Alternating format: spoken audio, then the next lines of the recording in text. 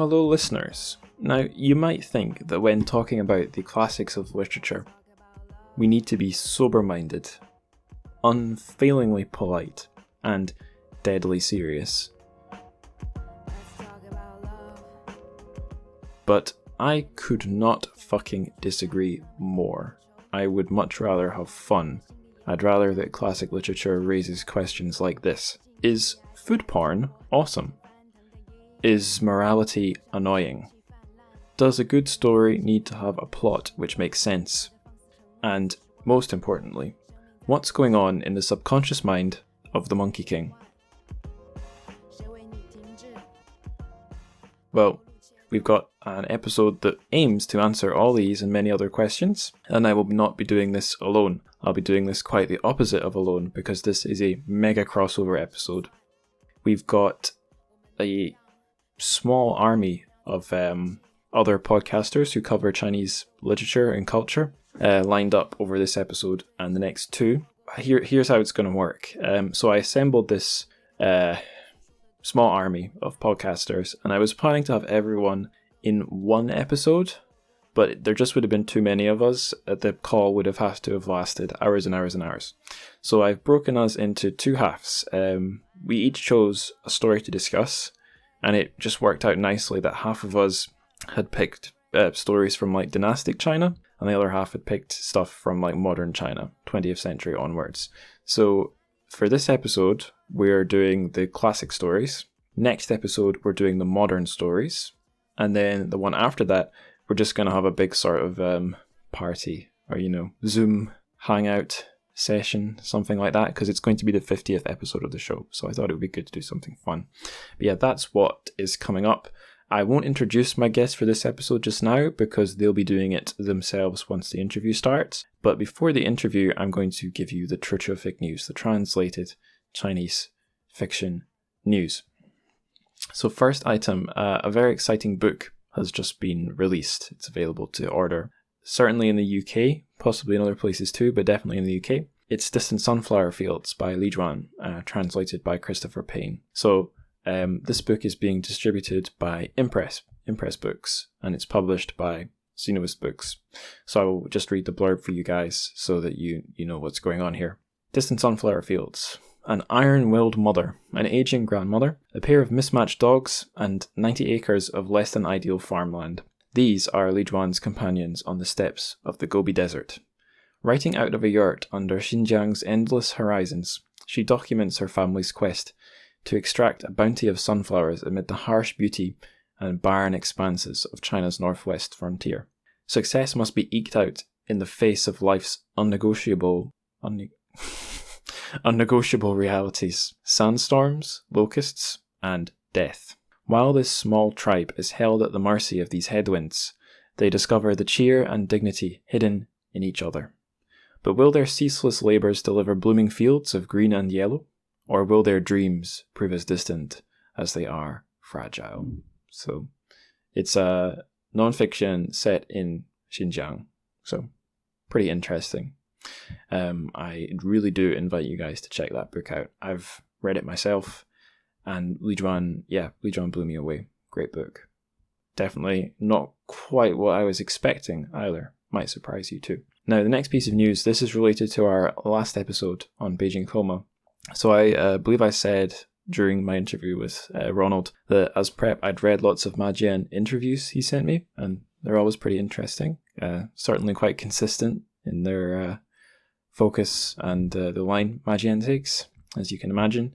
But what I didn't know was that there's quite a new one out from January 31st, a publication called The Wire China put out an interview titled Ma Jian on China's efforts to extinguish memory. So pretty relevant to what me and Ronald were talking about in our discussion of Beijing Coma.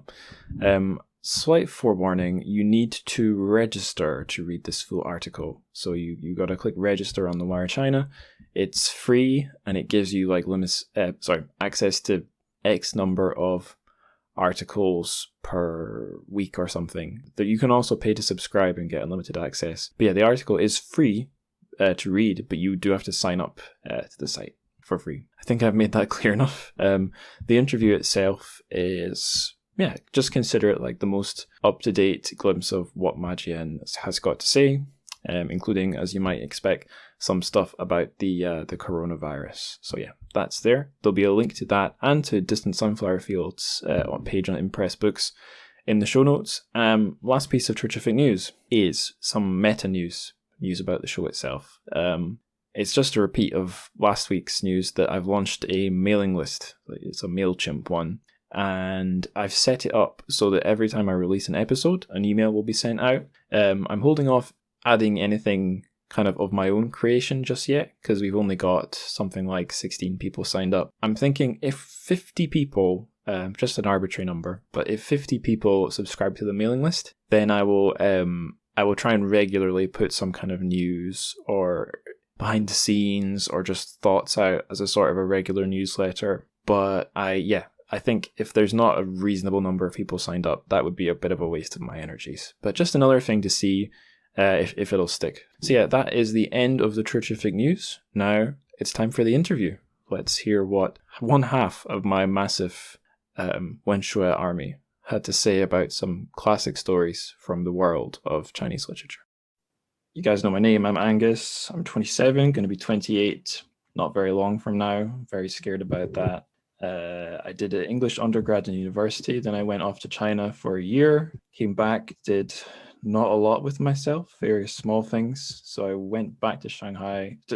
First year I was in a small town actually in Zhejiang called Deqing near Moganshan. Then when I was back in China, I was in just Shanghai for about 2.5 years teaching. Then I came back to do a publishing master's. And whilst I was on that, I thought, what can I do that will give me some kind of a niche? And for better or for worse, I jumped into looking at Chinese lit in translation. And I launched a podcast about halfway through the master's degree, did a dissertation on Chinese sci-fi in English translation. And now I'm doing very badly paid work in publishing and the podcast. What about you guys? I'll go next, I guess. I'm John Ju. I think I might be the old man in the group here. 41. Looking good though. Thank you. I'm in North Carolina. I was born in China and I lived there till I was 10. I was in Guangzhou, and then I moved to North Carolina. So I was a journalist for about 6 or 7 years, and then switched gears. And right now I work in communications at Duke. Right now I'm doing the Water Margin podcast, and before that I did the Three Kingdoms podcast.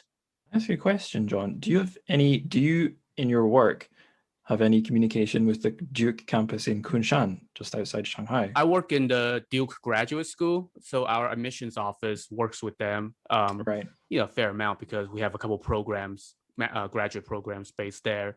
I personally don't have any really contact with the people there. Some of our communicators actually have gone over there for 5-6 week stretches when that campus was first getting set up, to help them with their communications operations a little bit, and also learning from them, seeing their perspective.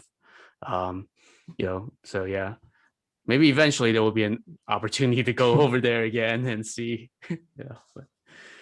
If you do, Kunshan has a crazy futuristic metal church thing. I don't know if churches interest you, but they don't really interest me. But that thing is one of the craziest things I've ever seen. And it's not like weird, bad Chinese architecture. It's really good, weird. Well, futuristic metal church sounds very interesting. It sounds like the setting of a hard rock music video from just the description.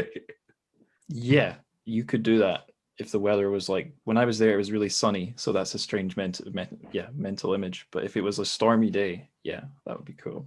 Who wants to go next? I can go next. So my Chinese name is Luo Tianqi, and my English name is, you can call me Juliana or you can call me Tianqi. I am post 95. I'm born in 1995. So nowadays I think people no longer do decades like 90后. They usually do 95后or 85后. Every 5 years it's kind of a group. It's how like I guess age is categorized with the new like generation, I guess. I just finished my master's in East Asian languages and literature at Columbia. I did pre-modern Chinese literature, but I definitely wasn't like the best students or something. But my advisor was Professor Robert Himes. I don't know if any of you in like this field know. And it's funny because he was working on this book for almost like 6-7 years now, and he's gonna publish it as his new big work. And it's about how Black Death was actually originated in China in the, I guess, Tang. That's bad timing. It is. It's really funny because I mean, with COVID, right? And we joke because I was telling him there's no way that after you publish that book, you're gonna be invited by the Chinese government to go to China. And now he's like, definitely not going. But I did my master's thesis on Pusongling, but I was kind of like slacking off a little bit because I think it's like a kind of easy topic or thing to write about. And after that, I briefly worked at a private school in Lower East Side in Manhattan called Avenues. And they basically just have all these really rich kids. And they have 2 language tracks that they can go from preschool all the way to high school. So you can take math in Chinese, or you can take art in Chinese, and it's either Chinese or Spanish. And I was teaching Tom Cruise's daughter, Suri Cruise. And so that's one thing that I brag about, but that's like really short because I don't think I really enjoyed that. So I just did it for 1 semester.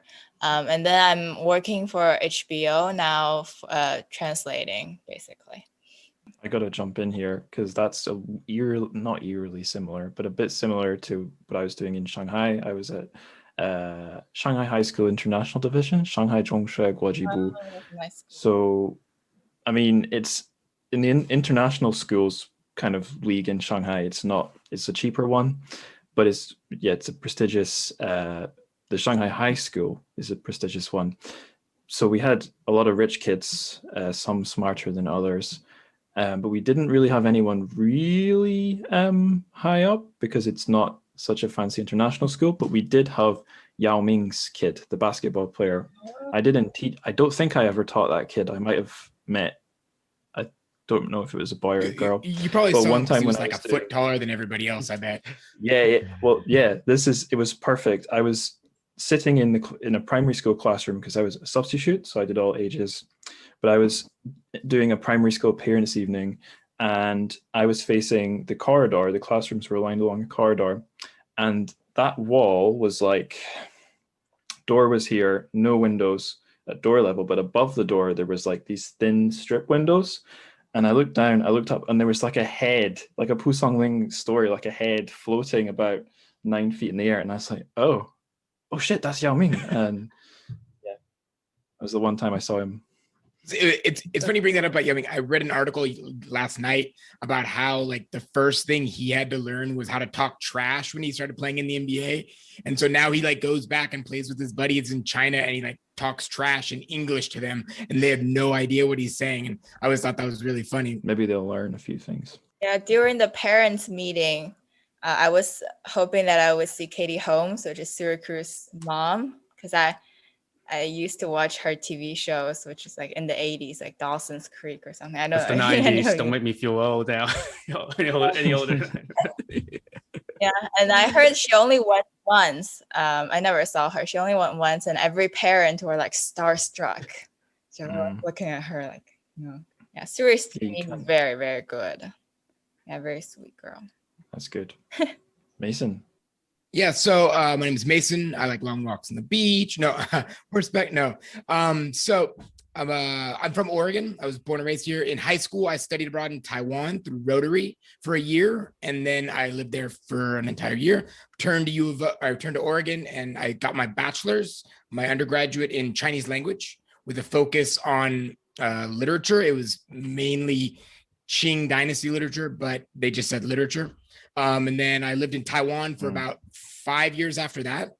So I decided to go to Germany, and in Germany, I studied at the University of Würzburg, where I studied Chinese studies with a focus on late Ming literature. And then that's when I kind of got my passion, where I wrote my master's thesis on the Encyclopedia for Gentry and Merchants as a depiction of mercantile literature in the late imperial China.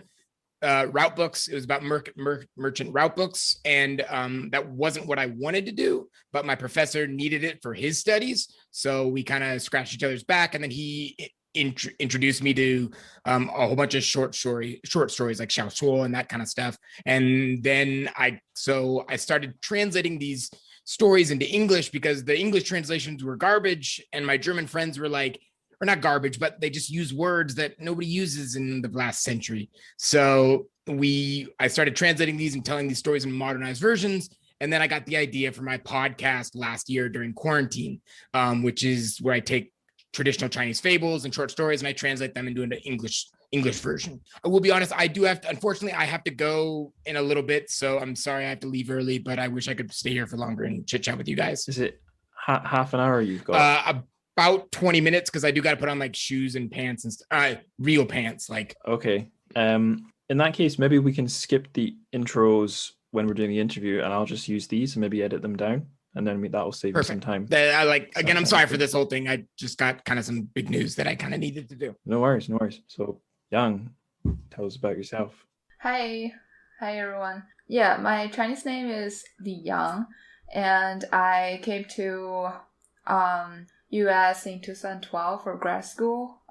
So now I live in Madison, Wisconsin. Actually, maybe I'm the least academic person here, because my major is actually geology and engineering. I'm really doing the podcast just for fun. And so I'm not like an Eastern studies major or anything. So maybe you guys know more than me. I did the podcast just out of like fun, because I like to read a lot of stories when I was a kid and I like to share with people. And when I look it up on the internet, it's kind of hard to find the English translations, like what Mason just said, maybe just the classics, but not the little stories or the little myths and legend stories. So that's why I started the podcast. And I did for a year and a half, but I stopped a little bit this year because I was a little bit busy. But I will start, last year, 2020, but I will start sometime this year again. Cool. I guess just so that we get full use of Mason here, we can get the ball rolling. So I guess what we can do is we'll go person by person. They can introduce their podcast, because we've already done introducing ourselves. Then you can introduce, maybe quickly summarize the story you've picked. And then I'm going to ruthlessly set a 10-minute timer. And then we'll have 10 minutes discussion for each story. And then once we've done all the stories, if you guys can stick around longer and there's any burning questions you didn't ask, we can do that in the leftover time, if that sounds okay. So yeah. Mason, you've told us a little bit about yourself and your podcast. Is there anything else you want to introduce, or just go straight to the story you've chosen? In all honesty, I kind of told it pretty well in that introduction. So I think check it out. It's called the Plum Forest Podcast, and it's wild and crazy stories that you never know what's going to happen, because a lot of these stories don't have any real plot structure. Kind of, but yeah, and it's a fun podcast, and it's good for a nice little drive to your commute to work or whatnot. All right. Okay. So tell us about your story that you've picked. So I picked the Thunder God. It is one of Pu Songling's stories in Liao Zai Zhi, or stories from a Chinese studio. Strange stories, however you'd like to translate that. But I picked this one because I thought I've always been boggled by this story. I've always wondered, the whole thing with it's two young boys. They're good friends. Then one of them dies, and one of them becomes a magistrate, or becomes a higher up person in the village. And he realizes he doesn't make money from it, and so he becomes a merchant. And so then, as he's a merchant, he treats this humongous dude and to a whole bunch of food. And then this guy introduces, or kind of gets to know him a little bit better, and after one thing leading to another, he turns out that he is the thunder god and he was sent to Earth for doing some wrongdoings. And and then after this, this is when it's always gotten, this has been the mind-boggling part to me, when he gets to know, he has like a son, and he names the son Star, and then he's looking at stars, and then his buddy that died when he was younger, that kind of helped him push with each other through the studying, he is now like reincarnated through this child. And it's the star. And I always thought that like it's a really good story until like the last like paragraph, last like maybe 10, 15 sentences, and then it just becomes a huge jumble. And so I've always thought this is really interesting. And I wanted to get your guys' opinion on this too, because I've talked to a lot of professors and a lot of people about this story. And it's always interesting that how people partake that end of the story. I kind of liked the story most at the end. I felt like it was a twist ending, and I don't know if a lot of the Pu Songling stories end on a twist like that, or if they get weird, if they get very weird earlier on. I'm really not an expert, so does it make sense to think of it as a twist ending? I personally wouldn't say. I'd say it's a twist ending, but not the stereotypical twist ending where it's not so much like someone dies or someone does kind of die, but it's kind of a happy ending to this one almost, which a lot of Pu Songling stories do not have. They're not all fairy tales and beautiful endings and stuff. And this was kind of interesting this was one of the few that had a positive ending at the end. And that's why I've always asked people about their opinions on the ending of this, because it's not very stereotypical for Pu Songling to have a positive ending or something along those lines. Right. And have you other podcasters, have you guys read much Pu Songling? Well, definitely Pu Songling is one of my favorite authors when I was a kid, especially. Yeah, because I like the romantic part of his stories. Like this story, like today I'm going to talk about some story kind of similar like this story. It was about like karma and stuff. But for Pu Songling, he always used like the romantic feel. Like I really like this part of the story. Like he, like the person used the moon as like a light source, use the stars as the light source. And it kind of reminded me a lot, another story of Pu Songling is the Lao Shan Dao Shi, like the person cut a paper moon and become a real moon in the room, and you can use it as a light of source. I really like Pu Songling too. I actually did my first episode of the whole podcast on Pu Songling. Just which story did I do? I did a few stories, and I was talking about how every story that Pu Songling writes, it's really a self-expression, because he's this kind of lost and nobody kind of scholar, and who try to be someone, but eventually is still just a writer that's struggling. But he sees like other people in such a way that it's sad at first, but then once you delve into the story, you see the human side of all these like ghosts and werebeasts and all that. So I thought, yeah, I really like Pu Songling too. The story is, I thought it's really interesting. I have a random question, sorry. So we are the second group, right? So it's just us. And the people who are in the first group, like, where are they? I'm going to do a different Zoom meeting with them. Oh, I see. We're team classic lit, they're team modern lit. Oh, cool. So from your guys' perspective, they suck. Cool. Thank you. Yeah. That makes a lot of sense. I was like, Yeah. It was just to avoid total chaos. And also, if there's 9 of us, 10 minutes per story, that's long. Yeah. Maybe long enough for some of us, but I didn't want people to be, too pushed for time. Anyway, here's a question for you, Mason. Yeah? Do you mind if I ask TrChFic a quick question, or say something about what she just said? I loved how she said Pu Songling gives the humanization of people through ghosts, and that's something that I found in a lot of his stories, is he makes you feel for people. And how Pu Songling is, if we think about this, writing was common, but it's not as common as it is now. And so it's able to see that he would vocalize and tell these stories to people at inns and stuff, where he would tell these or people would tell these, and you're able to feel for the people, which that's a really hard thing to do in audio talking. And I thought it's amazing how Pusong Ling is able to give the human nature and make these people real, and not just like even the thunder god, like when they were talking about how he was so big, like I could feel like this guy, he's slurping down bowls of food, he orders a pig shoulder, like yeah. And I just thought of the mountain from Game of Thrones, but it was interesting that he was able to kind of give you that the personification of these people and how he's able to portray that really well. And that was really interesting thing you brought up. I think that is really cool that he has this persona, or the stories that he writes offers like this opportunity that he express and represent what he feels, what it means to be human. So, sort of like the to be or not to be question, like whether it's a fox fairy, or whether it's a ghost, or whether it's like a thunder god, or it's never really, you don't feel like they're like the god figures in the Western mythologies, but more like a figure that you sort of relate to, but sort of not. So it's like kind of in between, like the self and the other. So I thought that's really cool. One thing that struck me too was reading the English translation of the story and then reading the original Chinese version of it, is how much more characterization I feel like it's actually exists in the English version than the original Chinese, which is because the original Chinese, I think it's written in a style that's very economical, right?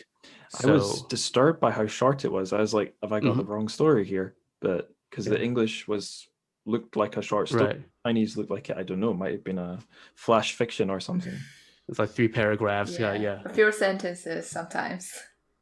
But again, at the same time, though, it's interesting how they translated that, and how, like, because I noticed that too. But like, how did they add those things? Was that the author's point when they were translating it, was trying to give you more humanization or personification of it, or were they trying to turn 2 sentences into 3 paragraphs, or were they just trying to fill space? And I don't know. I think that's really interesting that you brought that up. I mean, there are Chinese versions of this where they translate the original into more contemporary vernacular Chinese that is longer and give a fuller description of the character and things like that. So one thing I'm curious is if the English translators were if they were working off of the original, or if they were working at least with like one of those the vernacular Chinese translations as a reference. Was it I had to restart my computer, so I lost the tabs that had all the stories open. I think the one we had listed, was it a Herbert Giles translation? I'm just bringing it up now. Right. Yes. I don't know if he has a particular style as a translator to do stuff like this, to kind of insert his own creative writing. I don't know if any of you guys know much about that, but I do know that translators working back then, I guess, they weren't really at risk of being accused of being, I don't know, problematic or Orientalist, which probably gave them, for better or for worse, a bit more of a free hand to mess about with the Chinese texts. But this is all just speculation. I'm far from an expert. And it's kind of interesting you also bring that up, because my old professor, we had to talk about how did someone tell this story to Giles verbally, and then he wrote it down, or so he would hear the Chinese of the person telling it to him, and then he would write down what he would think it was in English, and then they'd compare. My professor always had that idea in his mind, that because that's a lot of Giles's works is like that. That's really interesting. We're down to our last 3 minutes. I have a backup question, but does anyone really want to say something? I was gonna say a little about the translation, because it's always like the original classical Chinese, and then I like, as Chinese, growing up, we learn like classical Chinese in our school as mandatory. So I read like that, and then I always like cheat and read the modernized, the translation first, and then like later on when I come to US, then the last thing I would read is the English translation. So for us, like Chinese, growing up speaking Chinese, learning classical Chinese guess it's always the different bit like take on the text. It doesn't sound a million miles different from in school. Just by coincidence, every single year of high school I was in, we had to do a Shakespeare play, but we're using the school versions, which have explainers down the spine, which tell you all the different allusions to Greek, Roman, or current affairs of Shakespeare's time. And yeah, without some kind of a spark notes or a secondary text, as a teenager, I would have been like, I hate this. I can't get anything from it. So although I'm not Chinese, haven't gone through the education system that you did, I can relate. Yeah. I remember reading my first commentary on like one of those, and just like it's the same thing where it's got it's the text and then little notes, and I always thought that was really interesting to see like what they chose to talk about and what they chose to explain and why. And Okay, last minute, anyone really burning to say something? Okay, here's a question for you then, Mason. Do you think it's a funny story? Okay, this is that weird, wild roller coaster we're about to go on. 40 where seconds. I'm gonna go. Yeah, I'm gonna be this quick with this. No, I don't think it's a funny story. I think it's a heartfelt story where it starts sad, kind of goes down, goes up and then down, and then it kind of adds on a positive note. Where with the star and he's having a son, which it's following a lot of the traditional values of traditional Chinese culture, where he has a son finally, like, oh yay. And so I felt this was like a heartwarming story and not so much a scary or frightening or kind of intense story as compared to some of the other stories. And there goes my alarm. All right, Mason, do you want to stick around for another 15 minutes, or have you got to get going? If I can get going, that would be ideal. But if you need me to stay around for a little bit more, how long do you think you'll be going to? Well, another 10 minutes for these guys each, plus intro time, so call that 45, plus any time, maybe another hour, thereabouts, maybe more. Okay, so yeah, if I return, because it shouldn't take too long. If I return, I'll check in and see if you guys are still going. Cool. All right, well, thank you very much. It was nice to meet you all, and hopefully I'll see you guys in a little bit. See ya. Cool. Bye, Jen. Bye. Bye. Okay. Next up is Yang, I guess. You want to introduce your podcast first, then your story, and then we can ask the questions. Okay. So hi everyone. I'm Yang, the host of Chinese Mythology podcast. So in the podcast, I talk about Chinese myths and legends that you can seldom find English translations online or in books. So today, my story today is called Weaver Shi Meets a Friend at the Strand. The Chinese is 诗润泽贪却欲有. It is from the book 警示恒言, Stories to Awaken the World, published in 1627 by the author Feng Menglong in the Ming Dynasty. And the translation is by Ted Wang and Chen Chen. I'm going to talk about part of the story, the first half of the story, because it's a little bit long. So it's about this guy named Shifu. He's from the place called Shengze, and he is a weaver guy, which is like he does the weaving. He's a weaver in the silkworm industry. And the story is about one day he found a pouch with a lot of silver in it, and he returned to the person who lost the pouch. And they lost contact for years until one year he went to this place, another township, to get some mulberry leaves for his silkworms.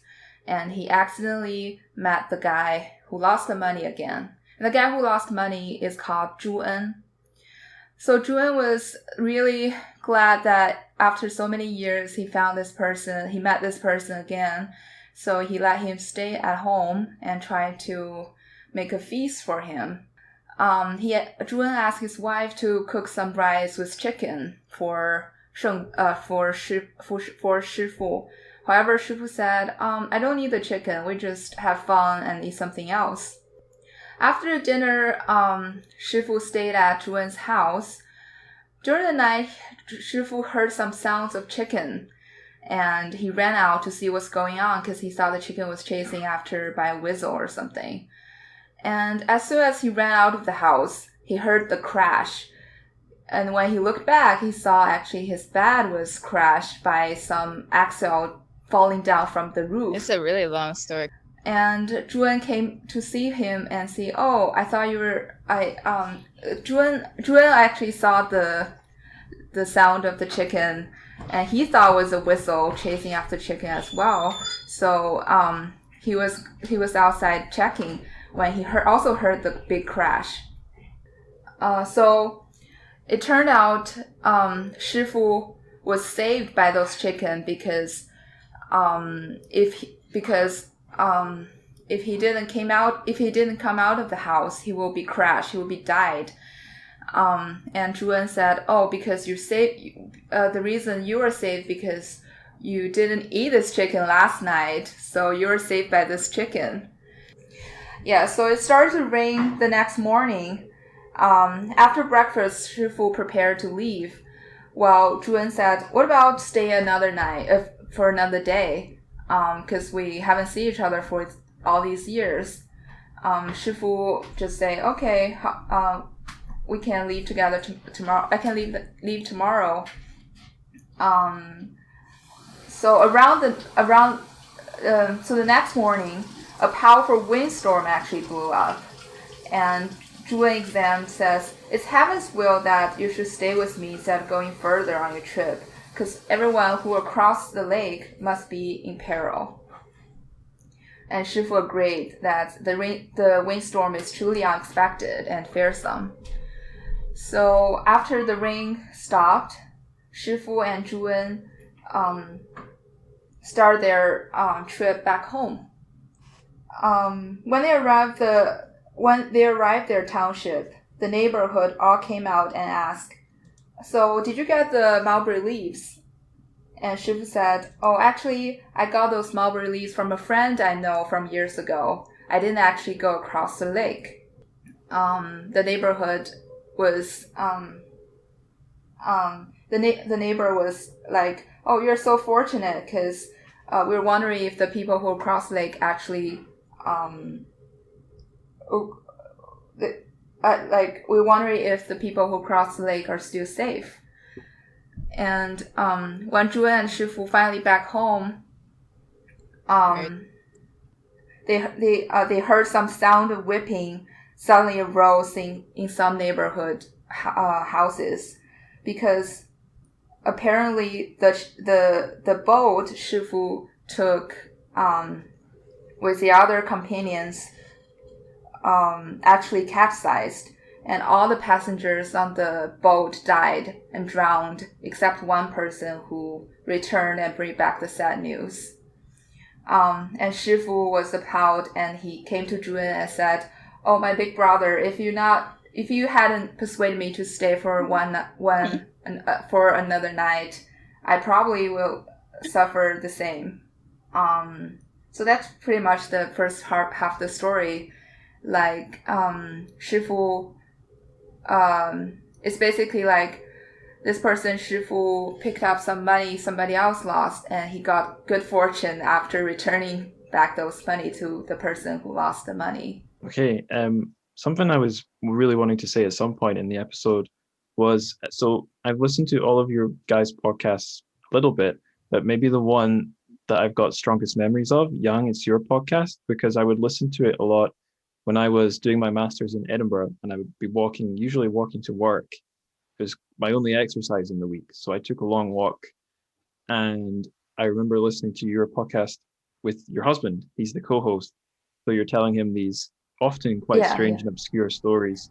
And my favorite part of every episode was just listening to him kind of, I don't know, being completely weirded out or going like, "What?" Yeah, I think that's part of the podcast.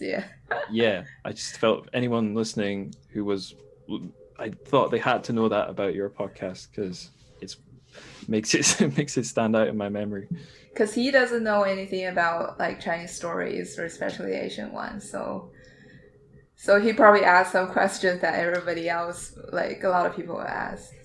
Do you think he's learned a lot over time? Because honestly, before I started my podcast, I only knew a little bit, but just reading the things, half the time I'm only reading the things so I can talk about it online.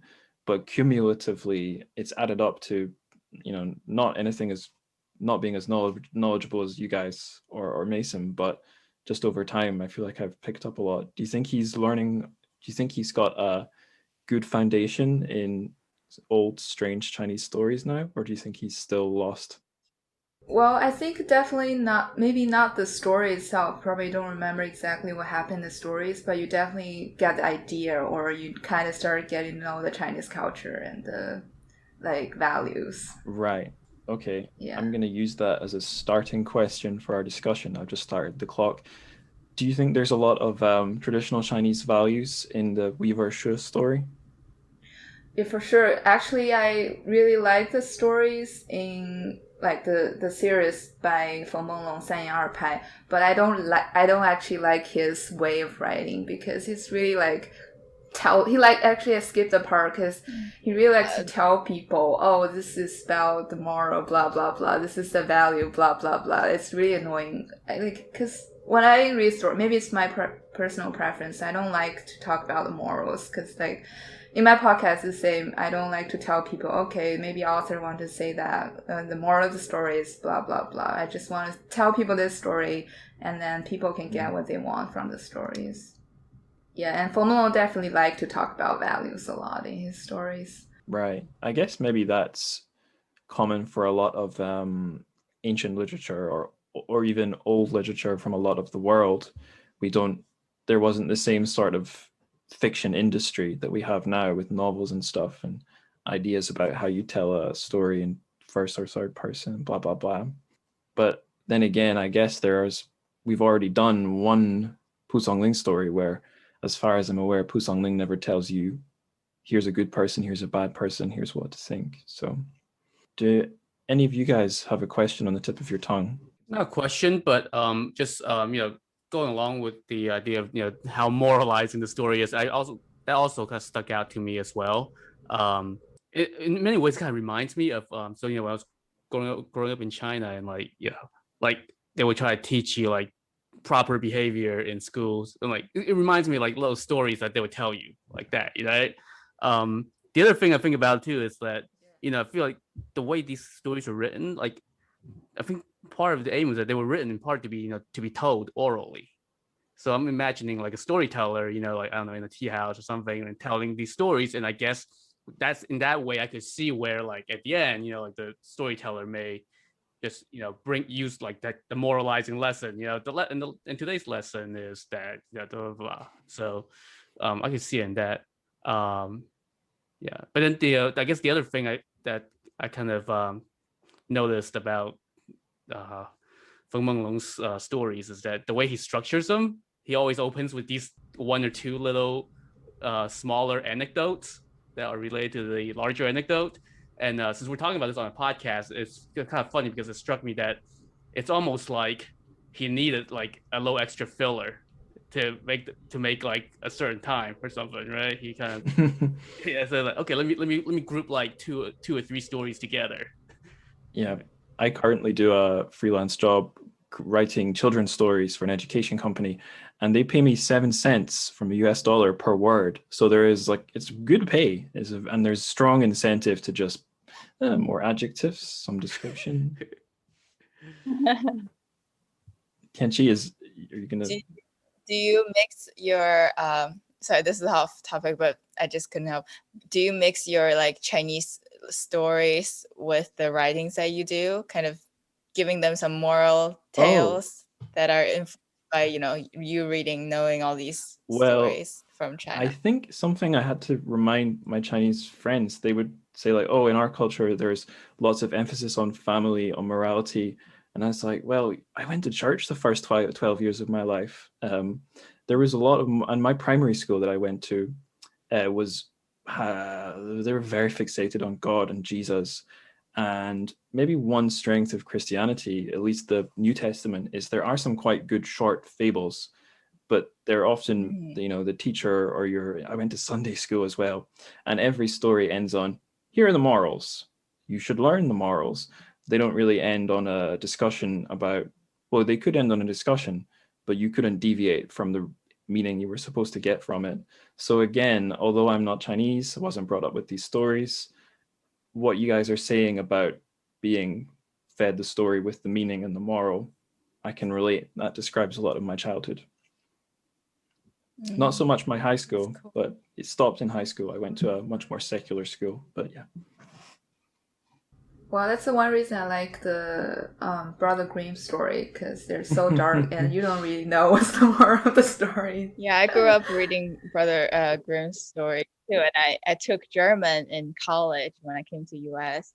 My German professor was like, "Why do you take German?" And I said, "It's because I like the dark Yeah.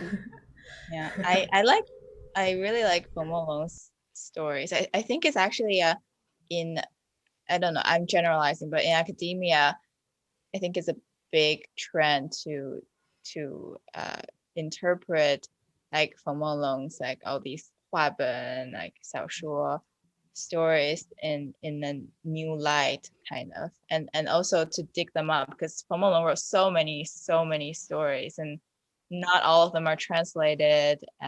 Well, I guess a lot of them are translated now, but not all of them were analyzed and all that. So the PhD students just really need to grab on something, and a lot of them grab on Momo Long because it's fairly easy. You don't have that obscure words and stuff. So like at least at Columbia, my advisor actually studied Momo Long's stories, and some PhD students I know also do these. They write about really funny things. I think the PhD students, like some of them write about like 特神, like the god of toilet and things like that. Yeah. And the Minjian, the deities, like local deities and all that. So I thought it's very cool. I hadn't heard of Feng Meng Long before organizing this big crossover podcast, so I don't know anything about the man and his life. Yang or any of you guys who might know, is much known about the guy beyond his stories?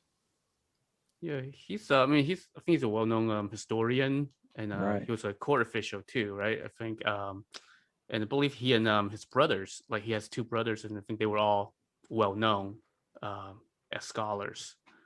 So, and he wrote a really long novel, like the 东周列国志, about the Eastern Zhou dynasty, which is the spring and autumn and warring states period. That's where I actually first kind of encountered him, and then when I found his other short stories. Cool.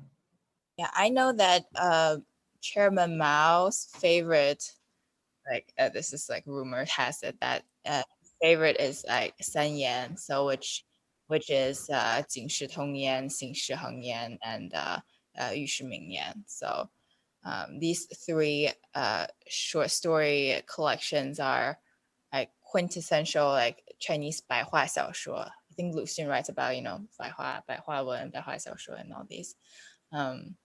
And he like Feng Meng himself is very well educated, come from a really good family. I think his father is official or something like that. Yeah. So Yeah, and I also think those stories are really well known, or people like to read it because they usually use those stories as the scripts for operas or like like 京剧 or 戏剧. So people, like normal people, just can watch it, and it's really easy to understand. It doesn't have like big words or. And bringing the conversation full circle, I guess that's a bit like the Brothers Grimm stories, where people probably come into contact with them more in their secondary forms. So you guys were saying you really like Brothers Grimm because of how dark those stories are, but my contact with those stories was like the slightly cleaned up children's versions, although I mean they still involve murder and stuff. But also a cleaned up children's version might have some kind of a moral stuck on the end, even if the moral is like don't try and eat grandmothers or something. We're on to our last 40 seconds. Does anyone want to make a last closing remark? Well, I guess just like if you like me who don't like morals, just like stories, just read those stories as maybe not karma, but maybe just like butterfly effect, like just a chain of like consequences. Things just don't happen just to happen. Maybe there's a reason it happened. Oh, the Yeah. alarm's about to go. Oh. There it goes. My favorite story is 杜十娘. So I can send it. Yeah. Very One famous. thing I want to talk about more on my own podcast is fate in general and how it pops up in Chinese lit. But maybe we can talk about that more at the end. Next story we're going to do is, I think it's our John story from Shuihu. John, do you want to introduce your podcasts? Or Yeah, sure. So I've done 2 podcasts. The first one is on the Romance of the Three Kingdoms, and the other, the one I'm currently working on, is the Water Margin podcast. And so they're both about translating these classic Chinese novels into English and making them a little more approachable, a little easier to comprehend. More so for the Three Kingdoms. The Water Margin, I think, is actually very approachable, very relatively easy read. So for our podcast today, I chose chapter 2 of the Water Margin. So the Water Margin was written in the 14th century, and it's set in the, I think, 12th century in the Song dynasty. And it's about a bunch of outlaws who are wreaking havoc for the authorities.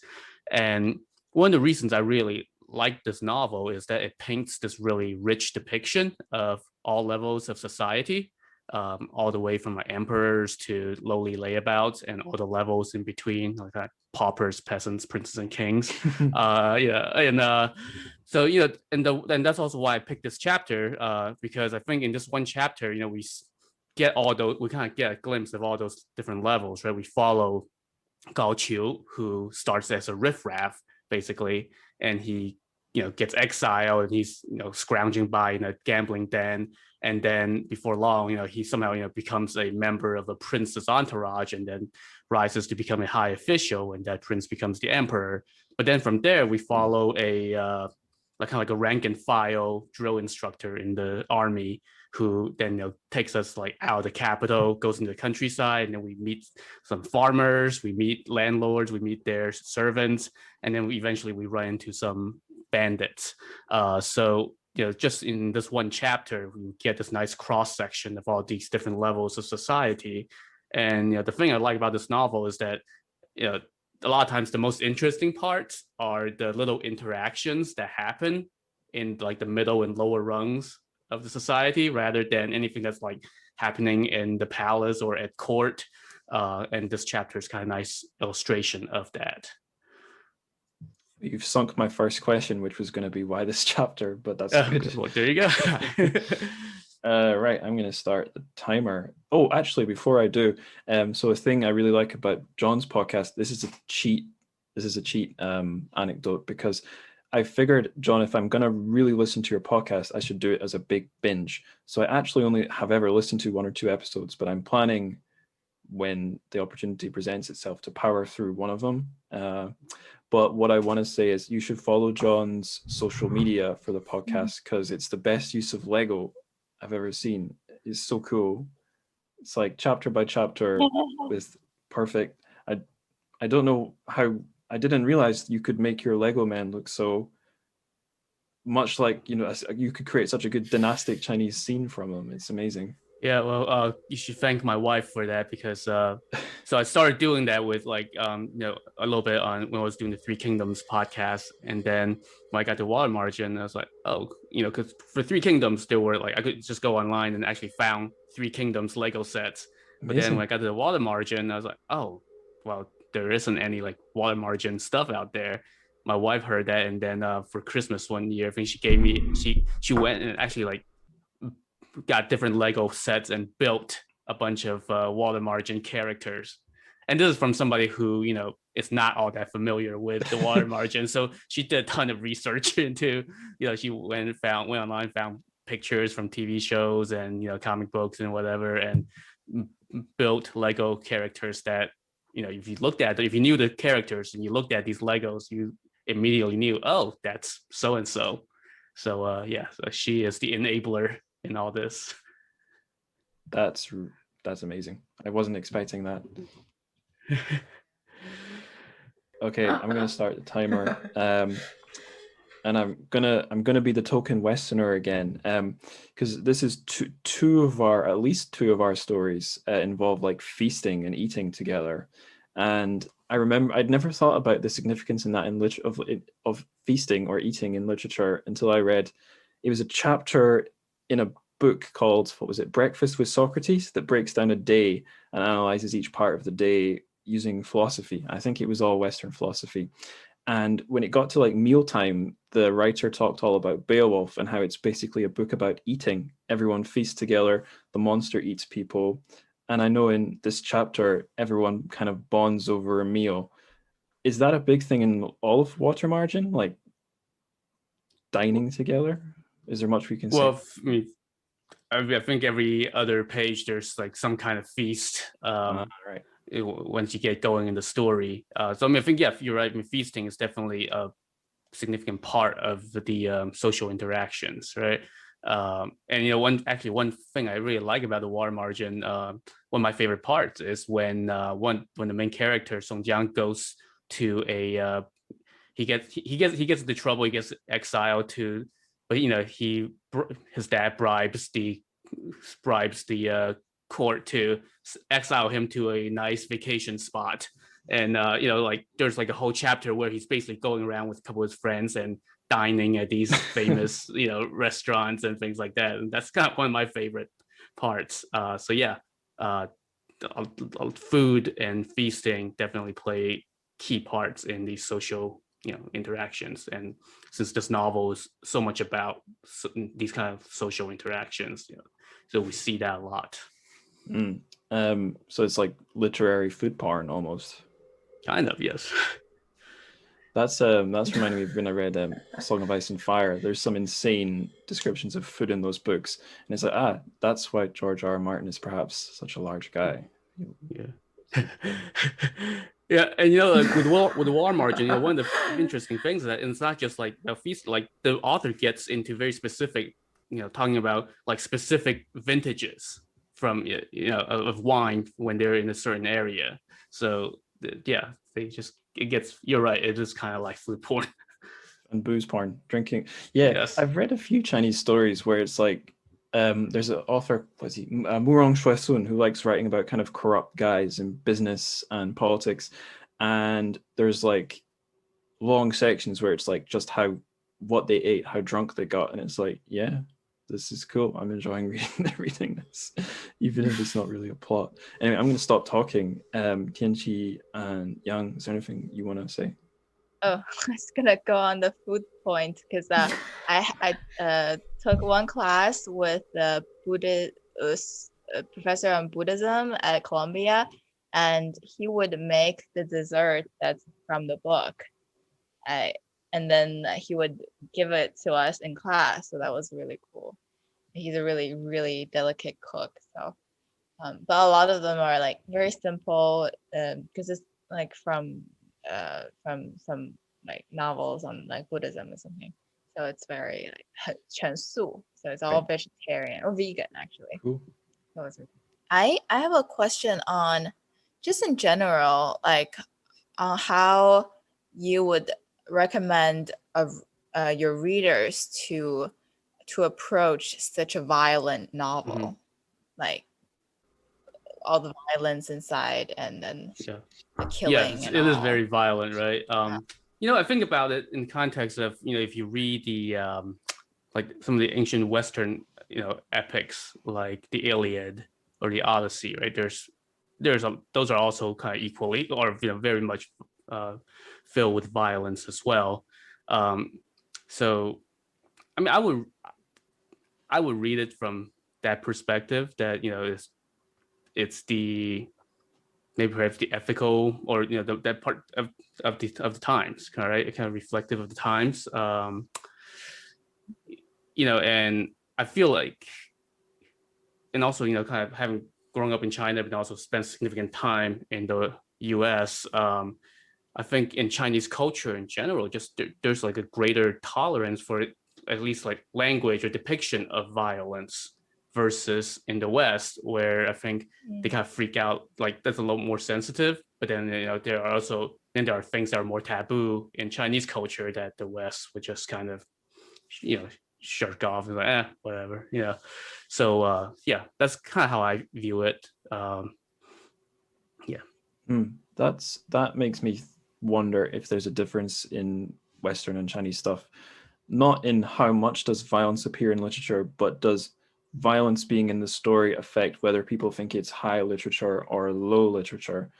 Like I'm trying to I don't know, the idea of a kung fu story being high literature in a Western context, it sounds almost impossible. I guess there are like the Greek Iliad and Lord of the Rings. I suppose those are like stories with fighting and battles, but like even Lord of the Rings, I think it's maybe only in recent decades when that's been considered high literature and not sort of silly fantasy. I don't know if it's different in the Chinese context where violence affects how much prestige high or low a story gets.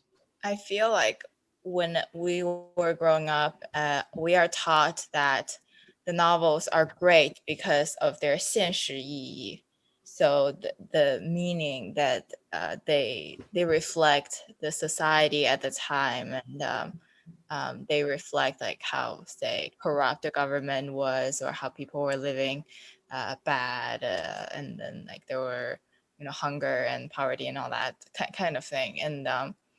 And I feel like in Chinese novels, you either have like all just human cast or you have like all kind of animals and like gods and stuff. You very kind of rarely have, I don't know how to put it. I guess in like a epic story like 水浒, it's all human. Right. And it's mostly men, 99% men. Yeah.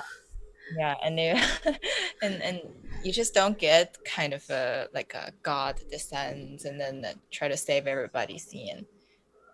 It's chaos and people eating. Right. So you have very high fantasy or very low fantasy, nothing in the middle. Yeah, I guess it's also just the volume, the 体量 of the work. It's so it's so long and it's so vivid with so many characters. That really constituted like a great work in the classical like literature sense. Yeah, Right. So bigger is better. I feel if I were to explain to someone who doesn't know anything about Chinese literature, I would say, yeah, the 4 like major works or the 6 major works were all like significantly large kind of book with like more than 80 chapters or more than 60 chapters. Something like that.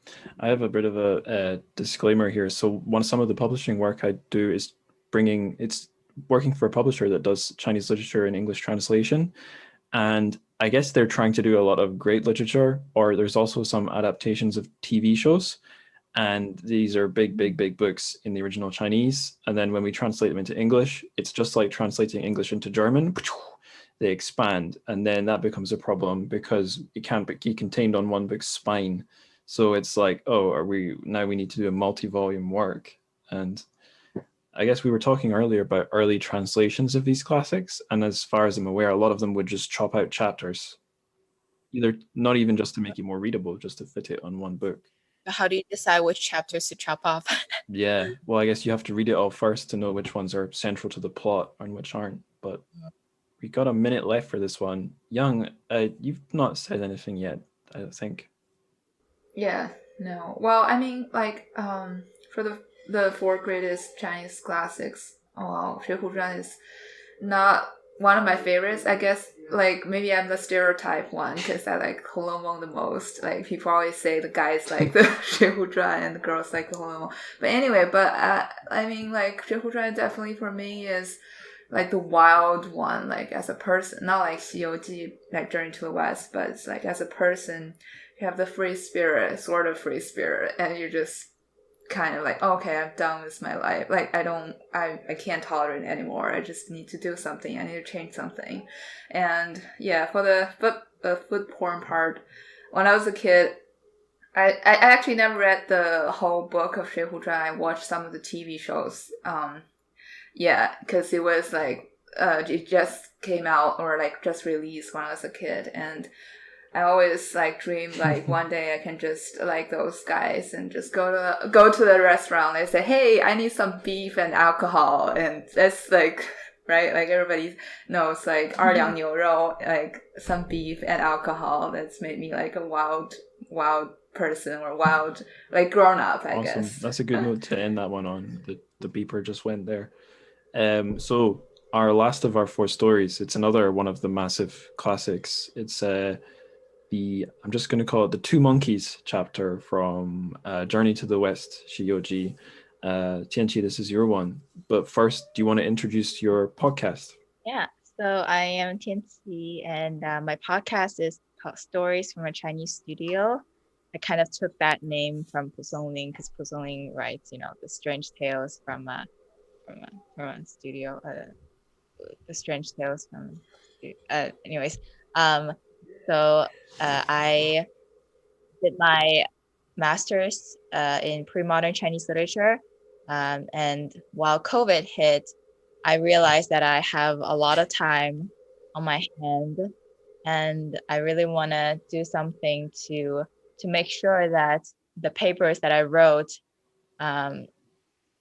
during my master's time get to be out in the light some way, not just in the basement, hidden somewhere, like with the grade books or in my professor's like deleted track folder of submitted student work. And I grew up in China, actually.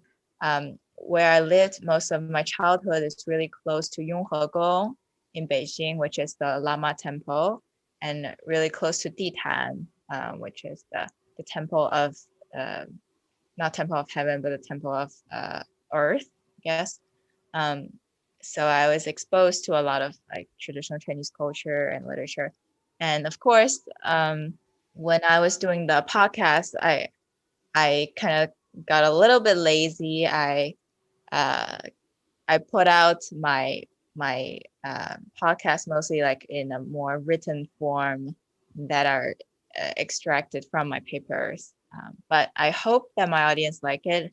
I guess it's a unique type of podcast. It's very very academic-ish, but maybe people like it.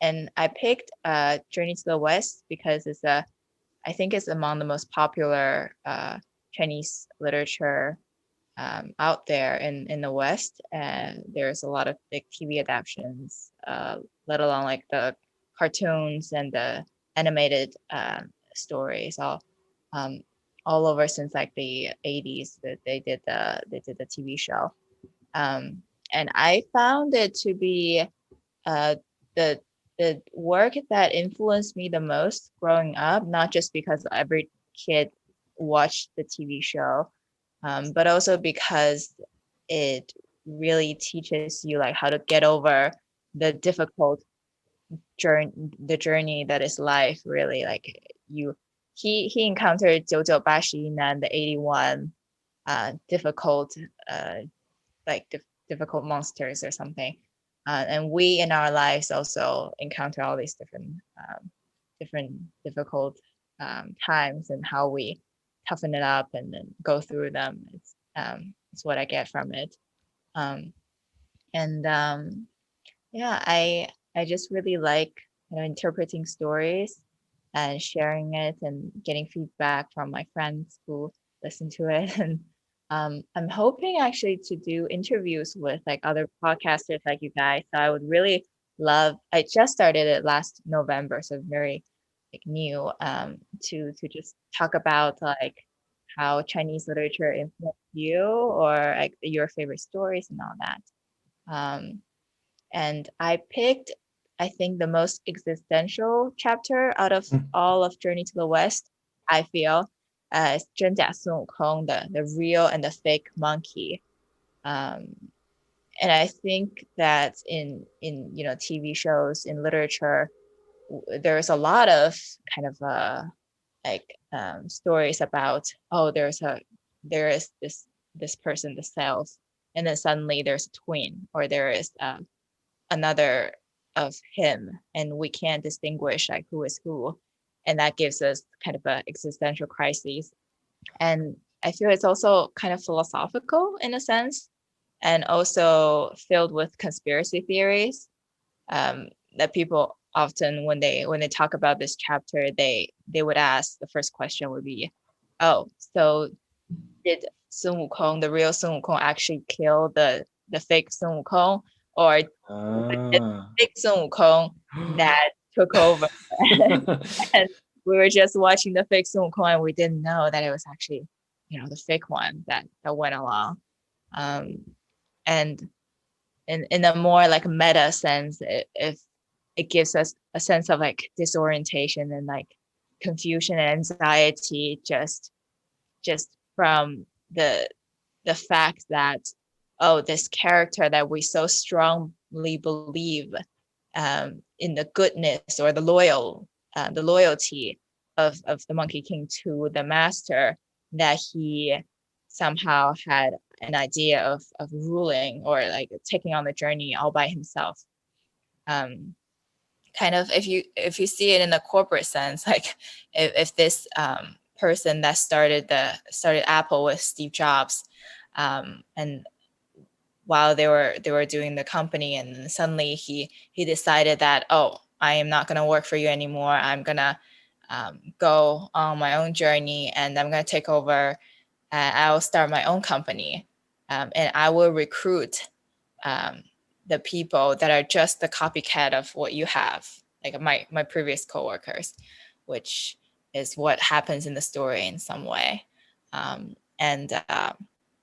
So, and in the sense of like the question of authenticity, like if you really see an authentic self or representation of the Monkey King, or is it an illusion that we're seeing? So all these kind of like questions that you can get from just a very like short and simple story. Should I introduce the story, I guess?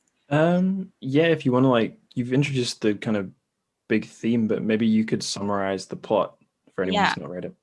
Yeah, definitely. So the Journey to the West is about four creatures. Three of them are animals, sort of, and one is the Buddhist master, we call him, and they together or on a journey to go to India to get the ultimate, the scripture, the Buddhist scripture. And in this specific chapter, can you, for people who are not familiar, can you summarize the chapter's plot? Yeah. So in the chapter that is the real and fake Sun Wukong, our major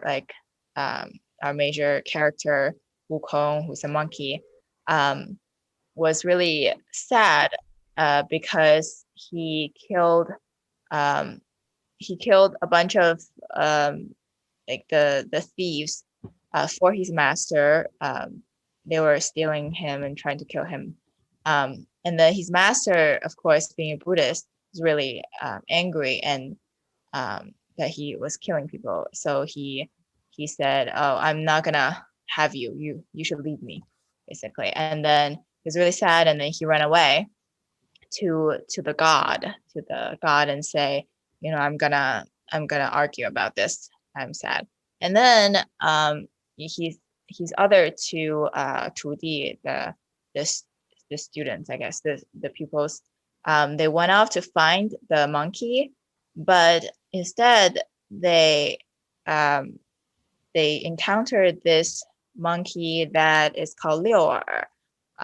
They didn't know that it's not the Monkey King himself because he looks just like him, but then he acted in a very ruthless and brutal way. That other monkey took the master as hostage, and then the other pupils ran after him and realized that the fake monkey has gone back to the hometown of the real monkey and started a whole monkey group over there. And he, in the scene, he brought out the exact copycat of the two pupils and told them that, I realized that, why am I doing all this for master? I should be the one who is on the journey on my own with my, my helpers here to get the scripture. And then the two monkeys fight, and they went to the Guanyin Pusa, which is usually the goddess that solves all the problems with the monsters that they encounter in the journey. But then this time, even the goddess couldn't tell the real one from the fake one. So, and then they fight, and then in the end, the fight to the top god, the ultimate answer. And then he says, "Okay, you're the real one, and he's a fake one." And then the real one killed off the fake one, and then they happily continue the journey, basically. Yeah. All right. I'm going to be sneaky and squeeze an anecdote in before I start the clock again. So again, maybe it's token Westerner perspective. So growing up, I had almost no exposure to Chinese stuff except maybe British Chinese takeaway food. And then once every few years in school, they teach us about Chinese New Year. They teach us Kong Hei Fat Choi, the Cantonese blah, blah, blah. But I had there was a weird moment on UK television where one of the TV versions of Journey to the West was appearing on one of our private channels, Channel 4. This was back when we only had 5 channels, BBC 1, BBC 2, ITV, which were your sort of mainstream ones, and then 4 and 5, which tended to have more strange stuff. And I think it wasn't the one that's famous in China that made it over here. I think it was the Japanese version, although I'm not really sure. And it became a bit of a cult, like a popular subculture thing, because people who didn't have the context thought it was this really surreal, random thing. And my dad heard a little bit about it and he showed it to me. And I was like, what the hell is this? Why is there a pig? Why is there a monkey? Why is the makeup and costuming so bad? I just didn't know what to make of it. I thought it was some surreal Chinese or Japanese thing. And then I went to live in China, and I think I heard about it before I saw it, but I was trying to describe the show and asking my Chinese colleagues and friends, do you guys know this? And they're like, yeah, of course we know this. This is our childhood. We love this thing so much. And I was like, what, really? And then finally I saw the classic adaptation everyone loves, the TV version from the 80s. And suddenly it was in context, and it was still a bit weird, but I was like, yeah, I see why people love this. It's and when I learned the plot as well, it's such a archetypal, perfect adventure story and plot. There's probably parallels in every world culture, the quest where you encounter many hardships to find something. So again, I know I keep saying it, but it's not too hard for me to relate. Although I still don't understand why there's a pig guy, but whatever. So yeah, I'll start the timer. Does anyone want to jump in first with a question? I guess I can answer the pig part. A lot of people interpret the different, the animals, which is the Monkey King, of course, and the pig, and the Sha He Shang. So he's sort of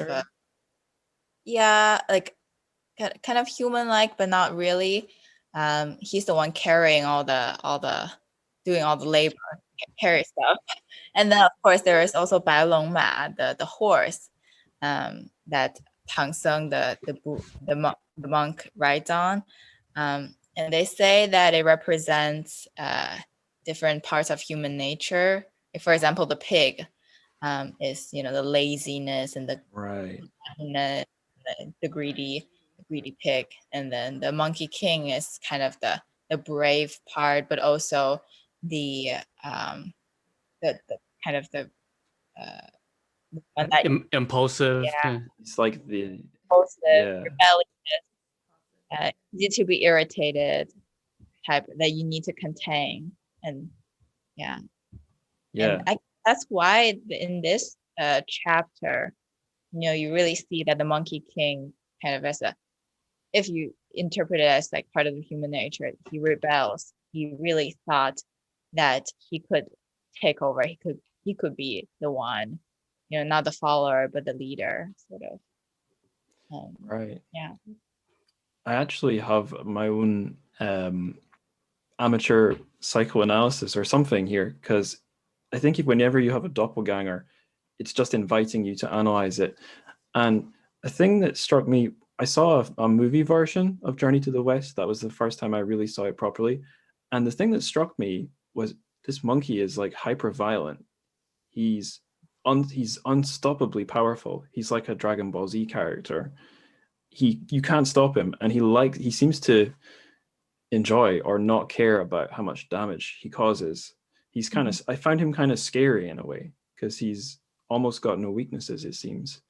At least he's got the headband, but his enemies just can't stop him.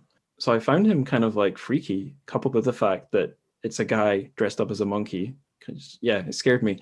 So and then reading this story, I was like, when's he going to do something mean and violent? And right at the end, he squishes this tiny helpless monkey with his stick. And I was like, right, it feels like maybe, because I worked out from before the start of the story, he's killed people and he feels bad about it. And maybe this is my bad understanding of the character, but it's like he's realized killing is wrong and he's hating this violent side of himself. So, and then in a way, if we're using metaphors, he's kind of split in two, or he's facing his shadow violent self. But he realizes, no, I am the hyper violent guy. This is who I am. Bang. Do you think that's bullshit, or do you think I'm seeing something? No, that's actually like a very valid, and actually a lot of people think that that it is actually a split within the Monkey King himself, of course. And there are two reasons for that, at least that I see. One is clearly from the text that he says the Xin. So when the Buddha is seeing these two, he's not saying that this is two monkeys, but two hearts, like the two parts of a single heart, basically.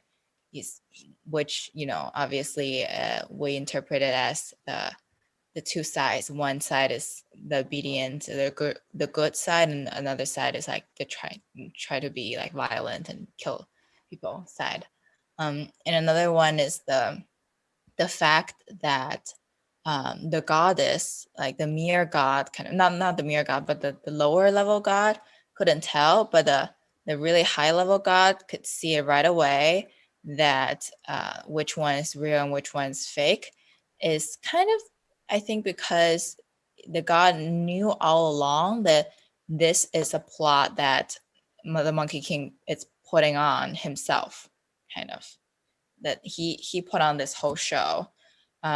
Not the fact that like the other monkey is like the monkey that he pulls the hair and created one, but the sense that as a kid you really wanted to steal the candy, and then you stole it, and then you kind of regret, and you want to kind of undo that, and then the undo part is, but then your parents knew all along, of course, and like it's you who ate the candy, of course, and so that's, I guess, that I definitely agree with the interpretation. I sometimes worry that I embrace my nerdy or dorky side too much, like obsessing over Chinese lit, like this podcast. Like I'm not even Chinese. I don't live in China anymore. Maybe I should let go and move on. But then I have the similar moment where I'm like, no, I'm reasonably good at this, and it's fairly core to what I do. Let's go further down the hole. Just lean into like, it, right? To me in that. Yeah. Yang and John, do you guys want to say anything? Yeah, I mean, just kind of go back to like what you were saying when we talk about the TV shows, and just to show like how influential those were. Like I cannot think of these characters like independent of the way they were actually portrayed in the 80s TV show. That in many ways, like that almost like supersedes the way they're actually portrayed in the novel itself. And like a point that we touched on about how violent the Monkey King is. Like I think in the 80s TV show, they actually kind of descend off some of the rough edges a little bit. Like he's nowhere near as violent. He's more of a merry mischief maker with some violent tendencies, thrown in every now and then.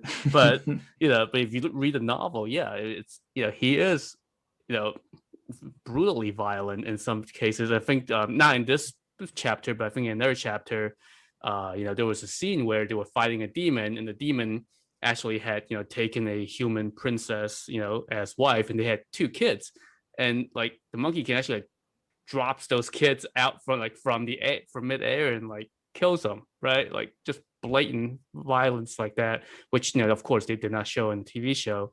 I always thought like Journey to the West is kind of like the classic Chinese novels. I think it's the one that best lends itself to TV adaptation because it's very episodic. It's got a lot of comical elements, like slapsticky comical elements, and it's always interesting, kind of funny to me how it's kind of has these like these kind of morality or ethics or kind of these messages embedded within this kind of very slapsticky comical telling.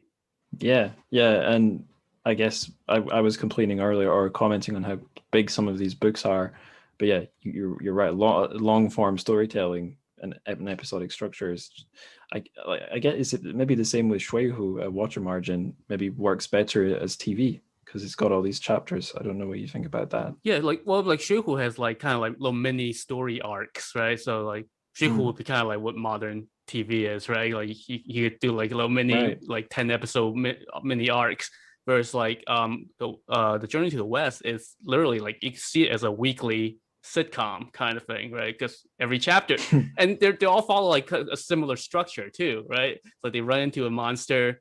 Some weeks like Sun Wukong will figure out a way to beat them, but half the time it will be they have to go and call up Guan Yin, the Bodhisattva, and then like another 10% of the time they can't.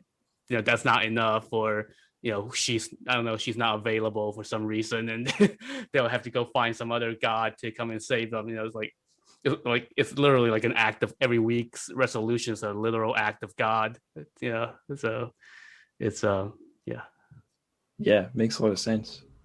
Well, like Tianqi mentioned, like different characters in Journey to the West represent like different like it's like a different features of a person, like greediness or something. But why people just like Sun Wukong the most? Like he is the rough one. He's maybe because I think the Monkey King represents like the rough, like the raw part of human, because he was born from a stone and he didn't have any connections. He doesn't have families. He doesn't have rules. It's like so another fictional character in Chinese mythology is like Ne Zha. I talked about in my podcast before. People like Ne Zha also because he likes to he doesn't want to be limited to the social norms and stuff. But people maybe like but Ne Zha, he has his father. He has families. So he has to maybe obey like the like has to be loyal to the family at certain points. So in the end, he wasn't a free person. But for the Monkey King, he just represent himself. That's the 10 minutes up there, but this was going to be the part where if there was anything we hadn't talked about, we can do it now. So I guess let's just keep going with this one.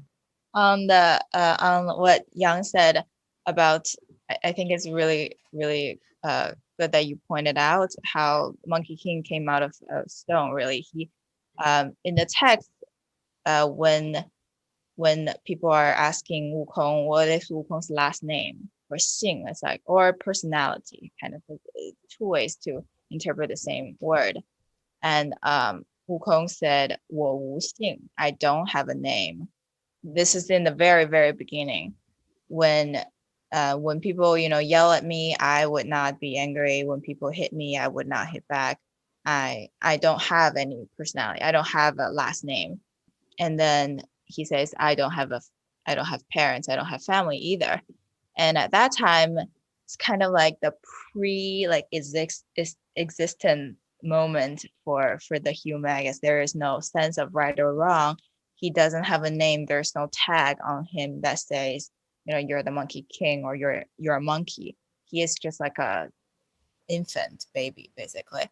And once he got the name, once he got the Monkey King's name, once he got a mission, and suddenly he has this sense of like 名利心, which is, I guess in English would be the pursuit of like kind of fame and sense of purpose. And then he adopted this way of thinking that there is me and there is you and there's other people and there is me, right? So it's kind of like he ate the apple, and then he only has a sense of like evil and good and evil, and he has all these personalities, and he can be happy and he can be sad and he can be angry and hungry and all that. And once he had that, you see that he started kind of like showing off his all his skills. But before that, he wasn't like this, and the monkey, the fake monkey's name is Liu Miho.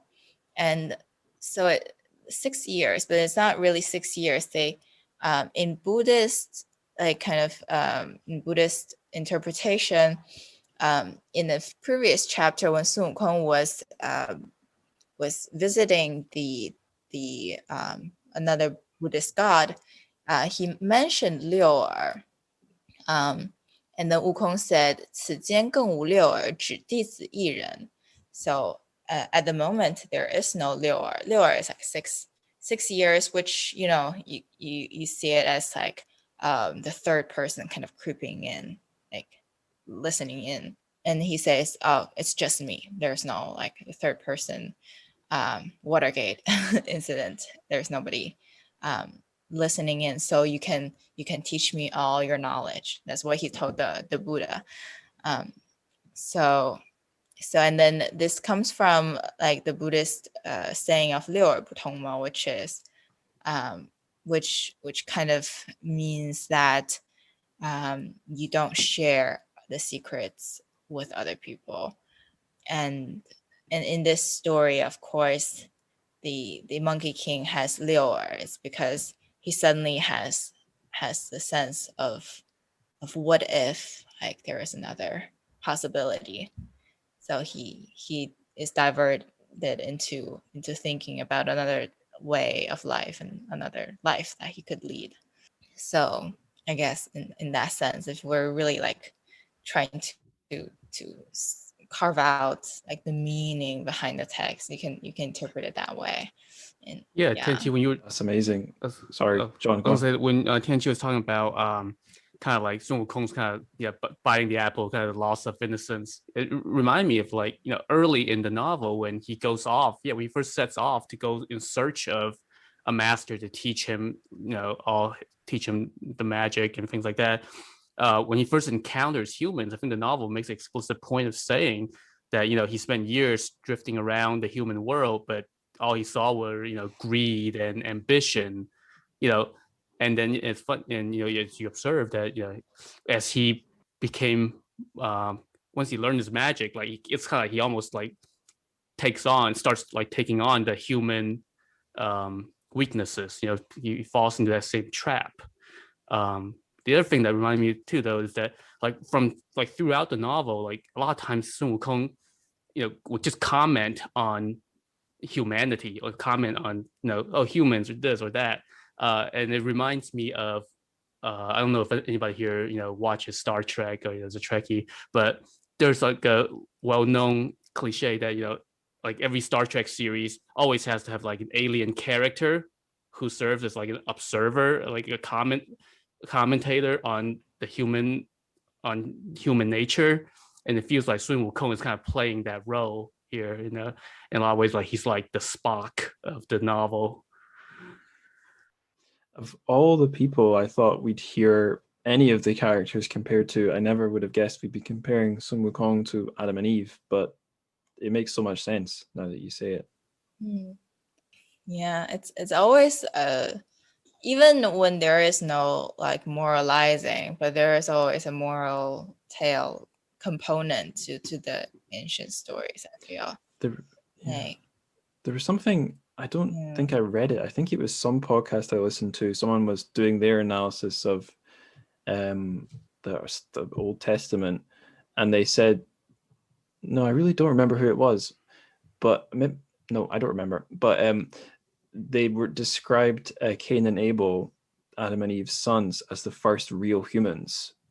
And then I think they said in a side note, yeah, because if Adam and Eve weren't born, then they're not really humans. There's something else that hasn't been differentiated out. There's something unevolved or more basic or pure or something. And that sounds kind of true. Like, for never mind Sun Wukong, just a monkey. Or maybe rather than a monkey, somewhere further back in our evolutionary tree where there was something that could have gone in a dozen different ways, and one of those ways was us. Yeah, I don't have a point there, but you're making me see Journey to the West in a completely different light. It's blowing my mind slightly. I guess it's just like the text itself. You can interpret it in so many ways, and there are 4 characters too. I feel like with novels, or with novels like this, with a bunch of character, you kind of can interpret it when it's like, say, 红楼梦.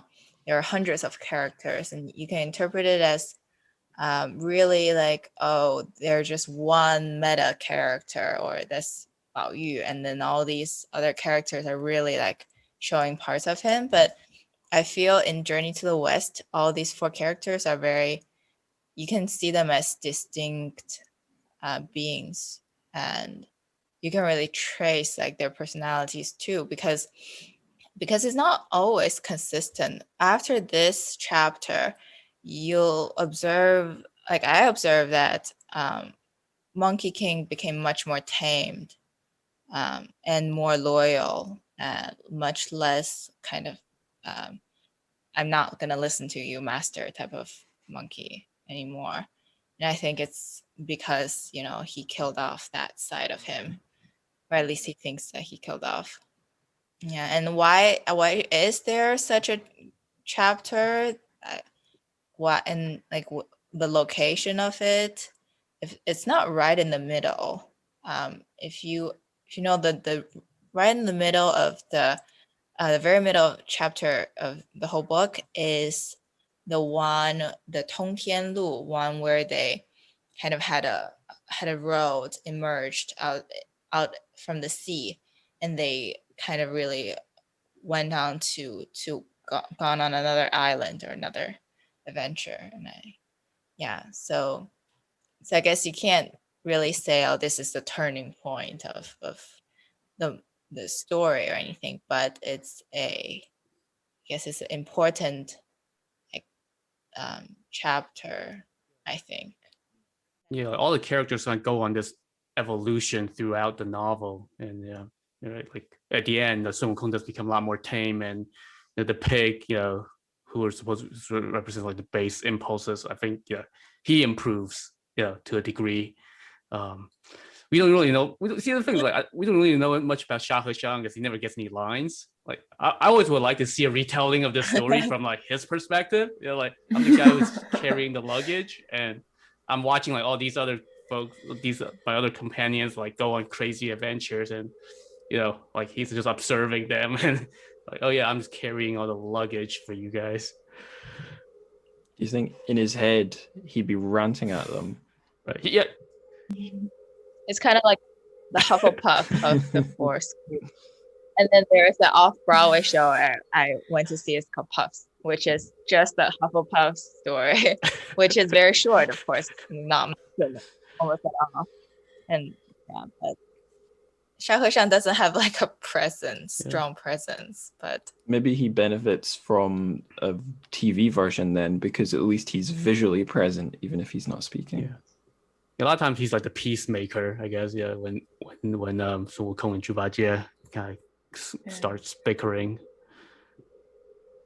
There's some like conspiracy theory, like Xiao Shang was like a spy or whatever by the Buddha. Like I like to watch them. I love theories like that. It's funny because in the end, in the very end, only 2 of them out of the 4 got the Zhenjing, so actually became like real, I guess, real god. Yeah, became real god. It's Monkey King and the Master, actually, and the other 2 got kind of also got a certificate, but not. That was one thing I had a question for anyone who wanted to answer.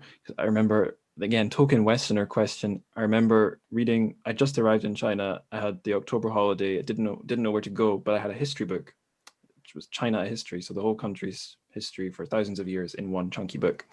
And I read it and my mind was blown at various points. But one was the idea that maybe the thing that kept the idea of China together for so long was the bureaucracy, the world's oldest bureaucracy, and how that makes it a little bit different from like feudal system in Europe and so on, because it's meritocratic. And I wondered, when they had these 2 monkeys had their dispute and they needed to solve it, they just escalated it up the bureaucracy of heaven, or even if we want to be postmodern, the customer service of heaven, just trying to escalate it to the management. I don't know if there's anything in that, but it just struck me like, oh, we just need to we're not going to go right to the boss because we can't bother him or her, but let's go to the first god up the chain. Yeah, because definitely in Taoism there's this hierarchy thing, and also in Buddhism, I don't know, maybe it's like the Taoism was like influenced by the Buddhism hierarchy, because the hierarchy thing in India. It almost feels like they were doing this in this chapter just to pad out the chapter some, because in other chapters like they have no problem going straight to like Guan Yin first, and then or right to like the Buddha, and it's almost like here they were intentionally like going to all these other less powerful entities, right? Like because they go to the Jade Emperor, who was already established like previous in the novel, like the gods in his service are not all that particularly powerful compared to Sun Wukong and Guan Yin, and so it's kind of interesting to me, like the people he sought out, to try to tell them apart. Yeah, so why go to all those places when you could just, go to Guan Yin and okay, she can't solve it, then just go to the Buddha. Maybe he didn't want it solved. Maybe he just wanted to drag out the fighting for as long as he could, because that's where he gets his kicks.